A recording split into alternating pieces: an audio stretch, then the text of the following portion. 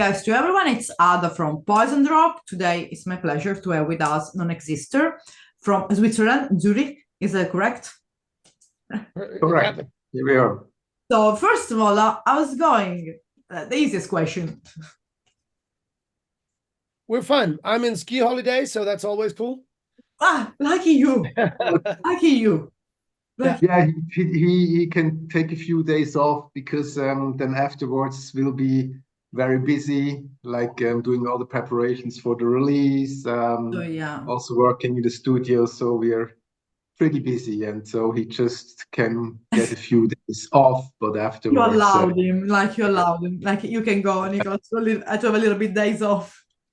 Right. And as you see, I'm still busy even in ski holidays because interviews and stuff and scheduling things. So we're still working, but I can go out to the snow at least a little bit during the day. That's cool. Yeah. So after the interview, you can go to take a deep breath. Like I'm chilling now. Like I really exactly. But of course, guys, because we start to talk a little chit chat, that's the introduce each one of you and the other person involved in the project, of course. So let's start with first you. Nick, go ahead. Okay, first probably to say the other persons involved in the project is kind of some different levels. So Marco and me are the band leader, clear band leaders. Okay. We write the songs, we write the lyrics, we take all the creative decisions. Okay. And the other three are dedicated to the project. They join because they like it, but they are sidemen. So So we usually finish everything, finish the whole songs down to a demo that is actually practically finished song, and then as they are great musicians and we appreciate their work a lot in the recording studio, we work it up again, and then they bring their ideas as well, so it gets fresh up and a little. But it's still Marco and me who will decide if we take the things they bring or not, and who ask them for things as well. So this is a little bit the thing. So you got kind of the creative nucleus of the project here. Is the whole here in the interview. So it's Marco, and I am the singer. And I do the singing, the vocal lines. I make the lyrics and stuff, but always in close collaboration with Marco. And Marco is the sound maverick. He is the one who does all the layers behind, and still as well in collaboration with me. So, but usually he starts with something. Sometimes it's already more, and sometimes it's just a little bit that he wants already me to chip in, and then we start to collaborate on this. But he is actually the one who does the whole sound building up, and I'm just interacting with him on this. So there's kind of this exchange, let's say, with both of you of ideas and interaction, and because it shows a chemistry. Exactly. It's mostly me starting with a song, but then I love to work in the studio with all my equipment, but then you can also get lost in the sounds, and then it's really important. Nick joins in, and we have a dialogue, and I get feedback, and then the song can develop when we're exchanging our opinions. Yeah, because that's often when you get in with you need to do a vocal line, for example, you see that there's something missing. For example, you need another piece, or you want another piece, or the line goes in a direction, or you need, so it's, then it starts to, one influences the other. Of course. But it's always like that. I mean, because means that's the meaning, of course, that you're working really well together. And like you said, there is like let's say the second core, the second layers of the project that maybe gives at the end a little bit of influences, and let's say the shape at the end of everything, the songs, the material. So let's say that we introduce each one of you, but of course, as a person, as singular human being, both of you, I think, had different musical journey, or let's say different journey in life. So I want that, if it's okay, that each one of you answer separately. So we start with you, Marco. Like, how did you start your musical journey? Because it's good to give a background to the people. Yeah, that's a back. long story, a long journey. I started like learning the classical piano. Okay. I did this for many years, but then when I was 16, I wasn't in the mood again, and I started buying equipment, build up my own little studio, like really small, cheap devices at the beginning, and then I started producing music, and like everything I did so far was always dark, like always dark, melancholic music. That's just what I do. But there were some phases where I did more electronic music, and there were years when I was more into guitar music, like metal, industrial stuff, and gothic, indie, alternative, whatever. But it always has to be dark. But then I'm always switching between this electronic and guitar ends of the spectrum. So yeah. And what about you, Nicholas? I was fascinated by music and by acting as well already as a kid, and wanted to make music. And the logical thing was starting with guitar, as so many people, or piano or something. But you can't carry the piano so easy around as a guitar. Yeah, of course. It's not easy. So I started with guitar at 8, and I was singing all the time. Okay. So that was kind of the logical thing, guitar and singing, as for so many people. And then I got into the whole subcultural punk, squatted houses, hardcore movement. Okay. So that was my journey then, very much in the subculture, in the punk, hardcore, DIY culture. Yes. And that's really interesting, because like you meant, like punk, let's say DIY culture, this let's say that the underground hardcore, it has always a straight and strong message, you know, like a strong sound as well. Going with the melancholic part is a little bit of a meeting. So how both of you, let's say, found, like, emerge with the sound, because it's different, almost opposite sound of that. I mean, your journey, like, yeah. No, I don't think it's opposite. Not at all. I'm curious. Why? It's a good question, by the way. It's interesting. It's yeah, Nick, go ahead. Yeah. No, just, I mean, then I talked a lot. You probably can tell how we met, but the thing is, I was always in this. I mean, for me, the at least the more interesting, or more creative, or less usual ways of metal. You know, the whole alternative metal, industrial stuff.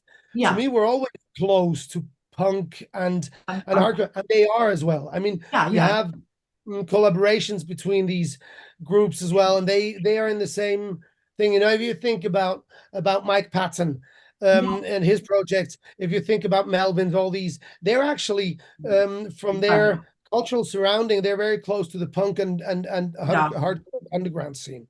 Yeah.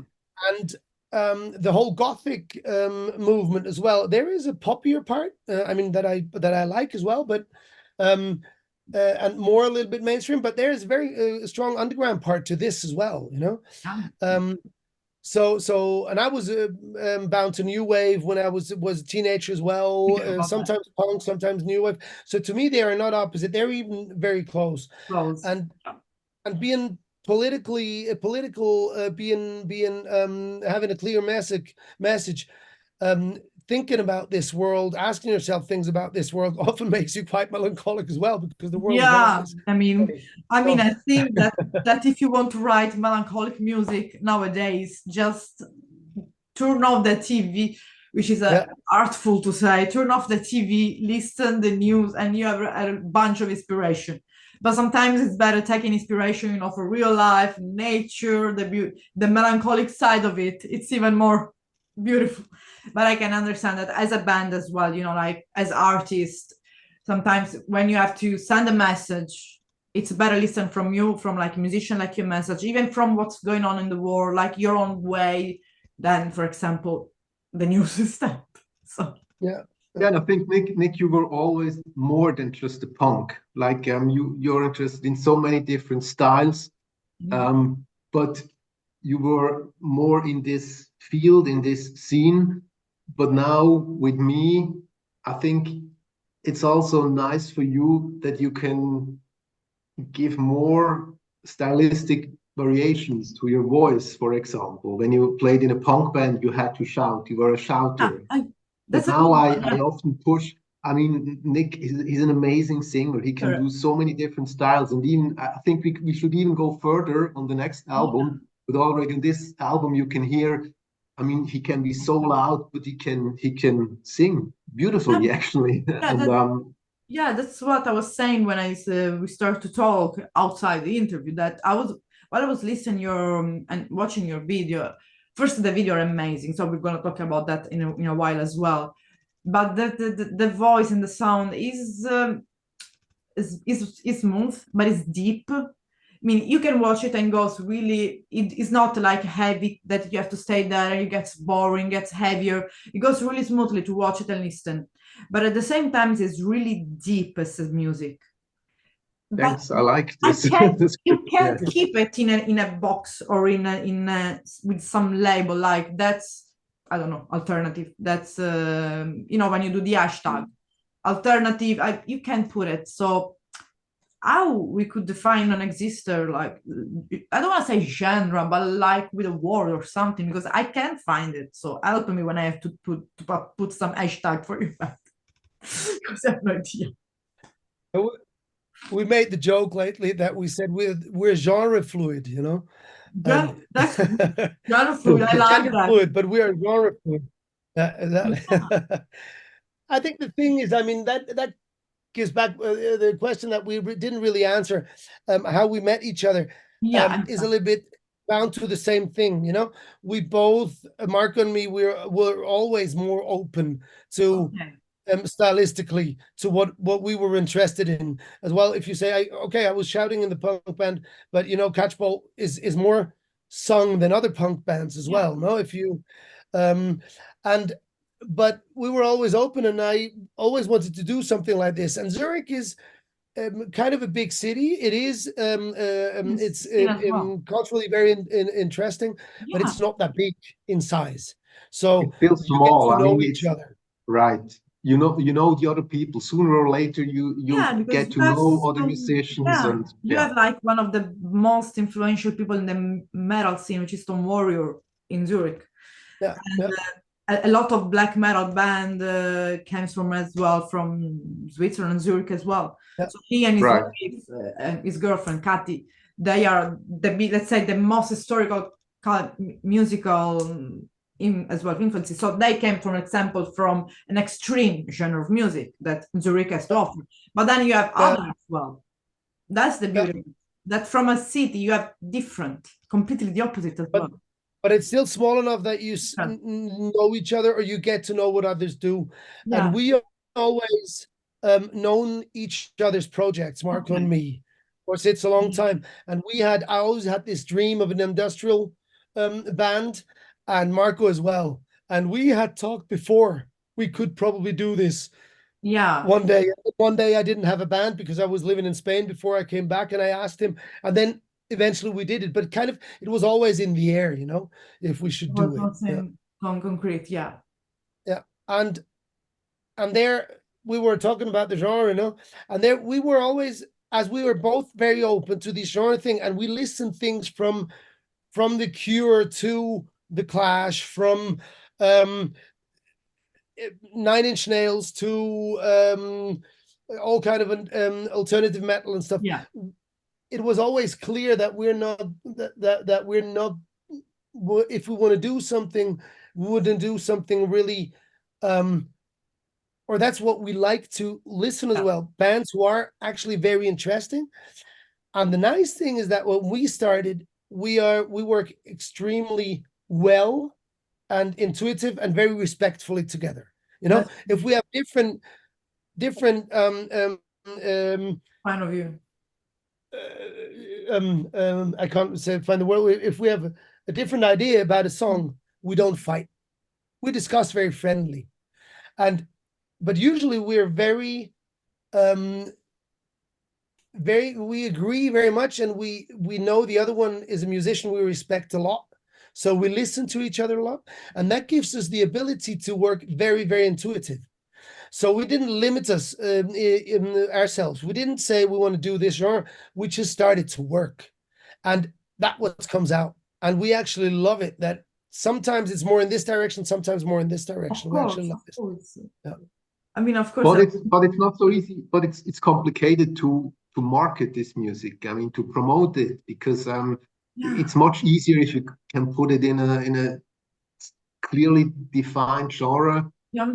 But that's just what we do, and I hope that other people will like it too, even though it's not so clearly defined. Nowadays, with the spreading of all the streaming music, let's say this way of streaming music, people are as well more open to not give the label.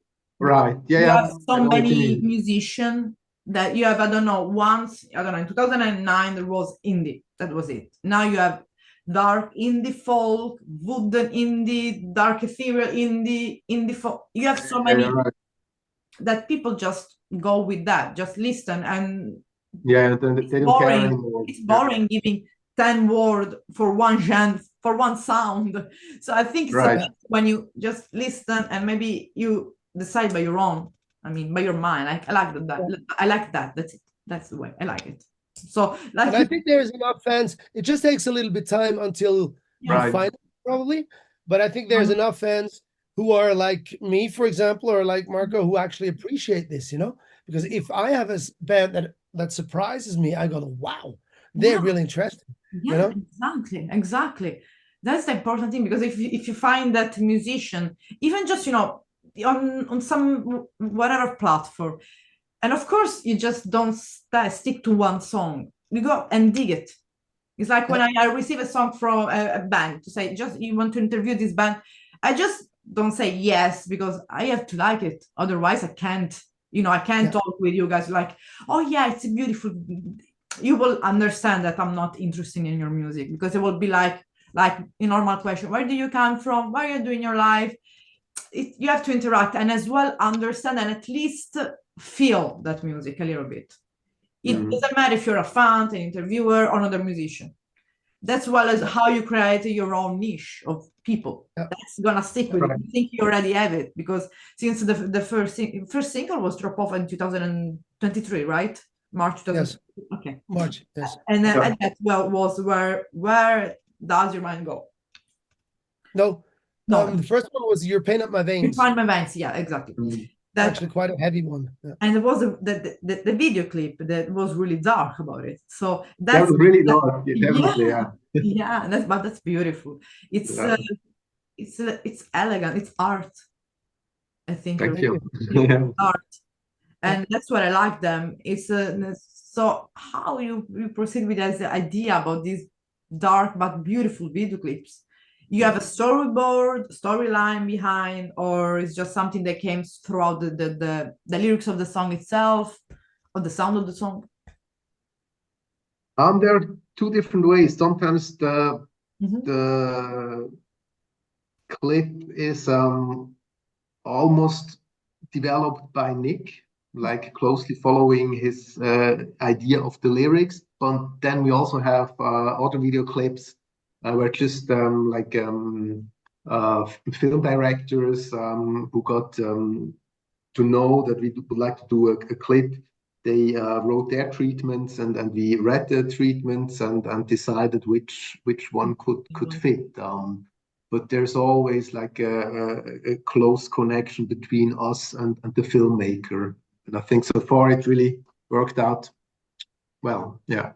Yeah, of course, indeed. And for the people that, of course, they are gonna to listen to your music, I think for the one that are less, let's say, like, oh, I want to see some, I think the video is a good way to start to listen to your music, because that really is captivating, because you are drawn by that. And I think in a kind of way as well, make you want to know more what the lyric means, what is behind it, the lyrics. because I think if I'm seeing, for example, while we were talking about you're painting up my veins, if I saw the video, if I see the video, I want to know what it's about, the song. I want to know what is behind that, because of course you put the lyrics, but what's behind it? What is the message? So in general, because of course you're going to release it's a debut album, isn't it? In Demons. So it's going to be released the 15th of March, let's say, to the people. Of course, it's important to say that.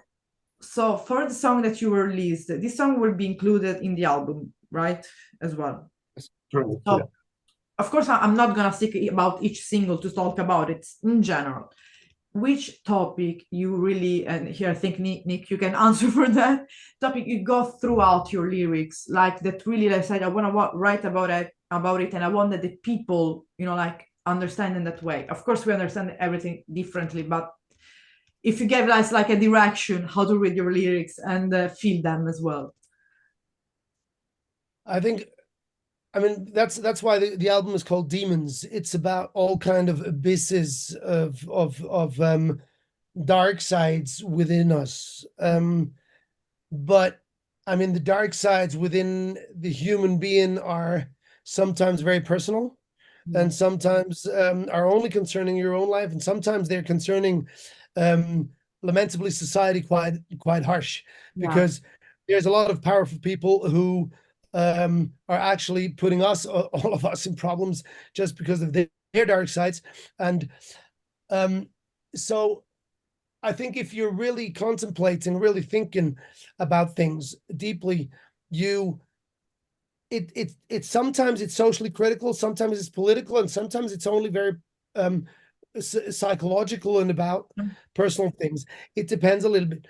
So if we take Your Pain Up My Veins, as you said before, this has all these layers, Your Pain Up My Veins, or How Do You Dare is one of these as well, that is very interesting, because it talks, actually, it's socially critical. Your Pain Up My Veins talks about misusing power as a drug.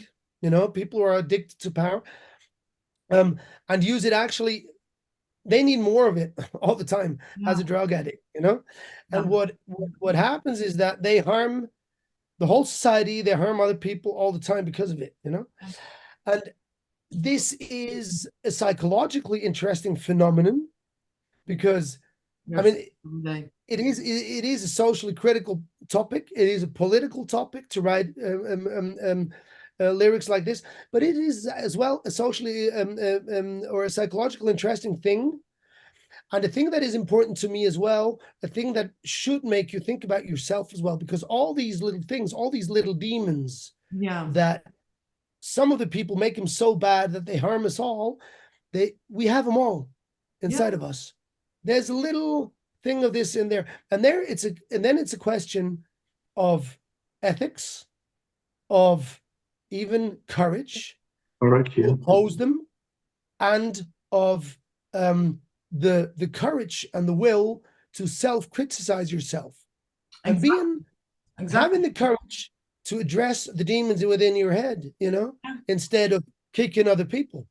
Because and these are a little bit, is probably the guideline how to see my lyrics. I'm always talking about psychological phenomena. Sometimes it's it's let's say a more simple topic, instead of that it's not got so many layers, like A Promise in the Air, which is about a burning but impossible love, or A Drowning in the Void, which is about losing close friends, close people who are ripped out of their lives. But these things, they have different layers as well. And when it gets to a size that harms other people, then it gets so many layers, because it's got social and political layers as well. And that's probably how to read to listen to my lyrics. All this contemplation about bigger and smaller demons, and that's why the album is called Demons. And that's really, like you said, it's deep, especially because people that just not look like read at the surface of the lyrics, maybe stop it and read it maybe 1, twice, even 3 times, because like you said, there are layers, and maybe it's like a book when you or like when you watch a movie. You watch a movie the first time, you will see one thing. You watch the movie the second time, there are new details that came from.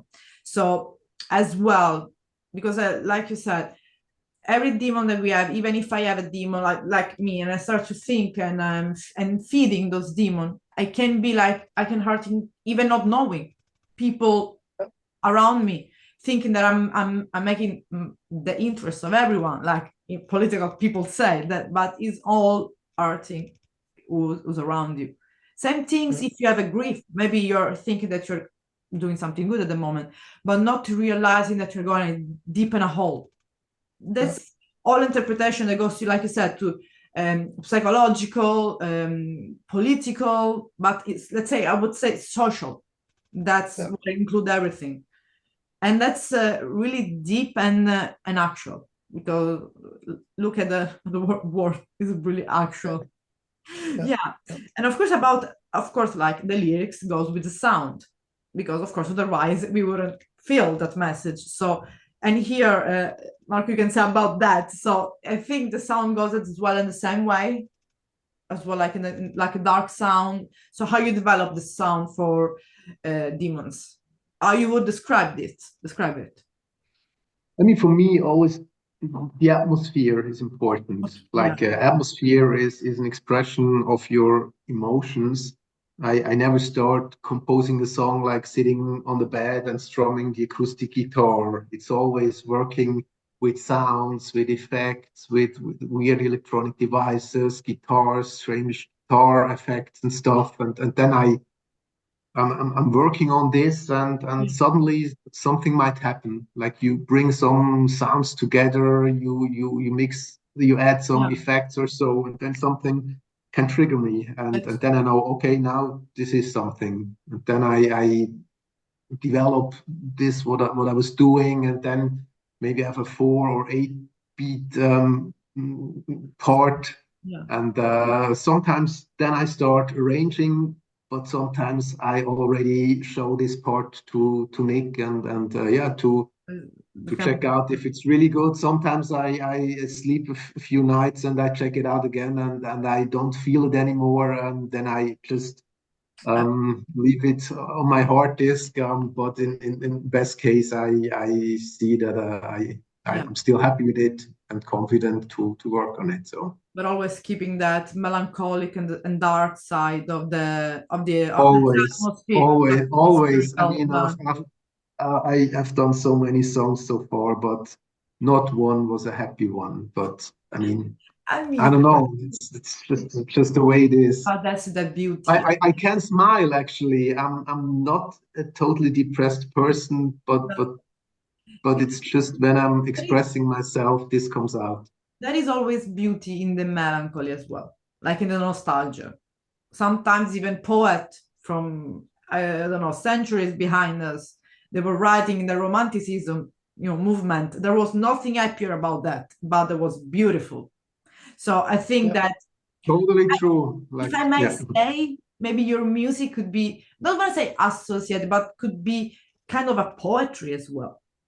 Could see like kind of way of poetry, because it's like I was saying, it's just not like a straight message that is just music and sound like a guitar riff, drums, song.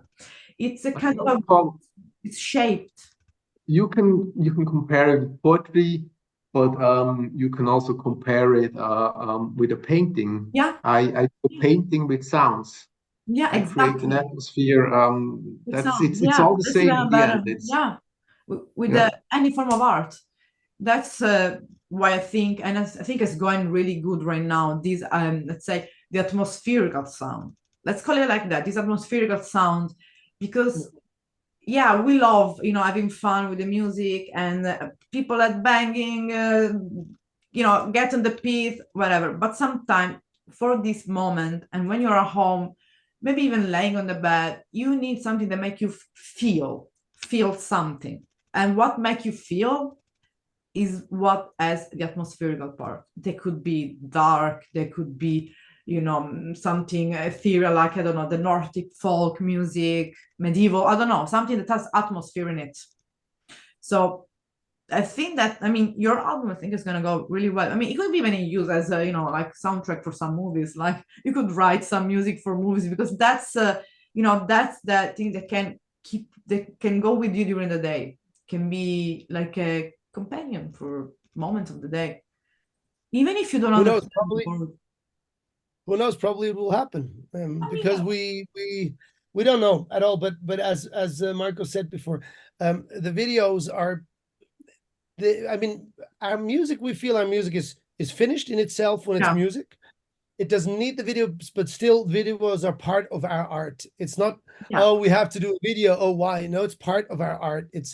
And yeah, as we were working now with really great directors, we loved the collaboration. We respected yeah. a lot, and there were some. We were already joking with some people. Hey, we could make a movie about this. With But that's it's true. only That's jokes now, true. but who knows? One day, Yeah, of like course. But of course, I want to ask as well that you are thinking as well about some performing like after the release of the album, or is it just gonna focus on the release itself? I mean, there's some plan in the future or something about some live performances anywhere.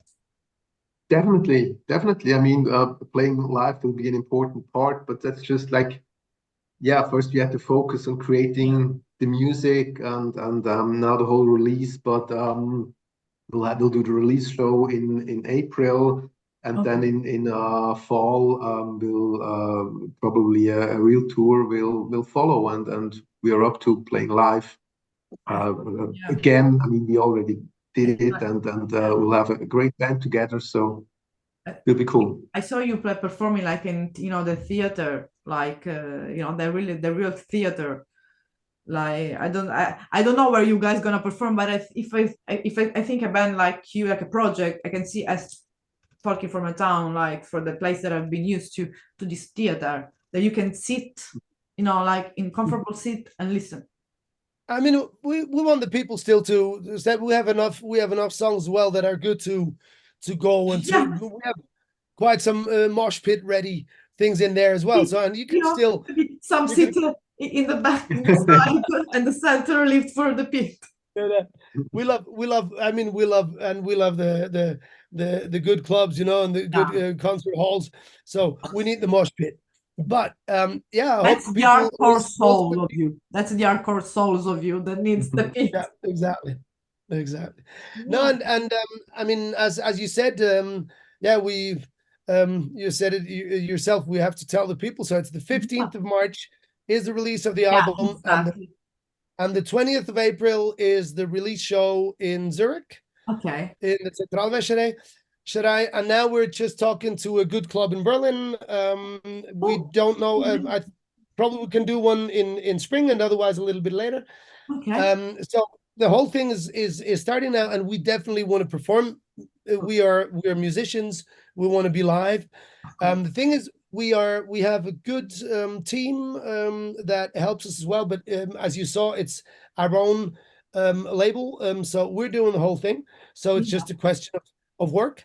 And yeah. now, as Marco said, now that we Start to move. got things going a little bit, we can focus more on organizing shows. So the Yeah, shows will come for sure, that's for and sure. we definitely hope that we come to Italy as well Of because course, I mean, we are close, so absolutely. there's not many distance. I mean, even people So from close, Italy can yeah. join Zurich. It's like 1 hour and a half, probably 2 hours in Yeah, the most. So we're not so far. But guys, no, before, you're yeah, close and you're a good rock nation. I loved to play. I love to play in Italy before, so we're gonna yeah, come for but I sure. am deeper in the south. I am in the island. I'm in Sicily. So I'm like, Okay, I have to Oh, so, wow. fly. Yeah. but But if I, we do it, if we do an Italy tour, we can do the hopping down to Sicily no, and no, then no. I have already in my mind a place picture for you here because, like I said, I was imagining that. So you have the perfect place, which is a theater, but you need a pit. So I have to think about the pit as well. We said basically everything. I mean, there's going to be some lives, so people can check it out on social media that I will put it. Just one thing, the album will be available on as well physical copy or just on streaming services right now? it's gonna be. I mean, this we could say in the clip as well if we wanted to redo it, but then You want to it's do it? gonna be on double vinyl, beautiful gatefold. Oh, we Okay. could. Beautiful gatefold vinyl. It's gonna be CD. It's a really nice artwork. It's Amazing. really we're working everything down to the detail as well. This with That's a lot of love. beautiful. So let's say you could have it as well, like a piece of art, like a piece of That's almost a It paint. is, So definitely, yeah. definitely So what can I say? I look forward to hear all the album as well.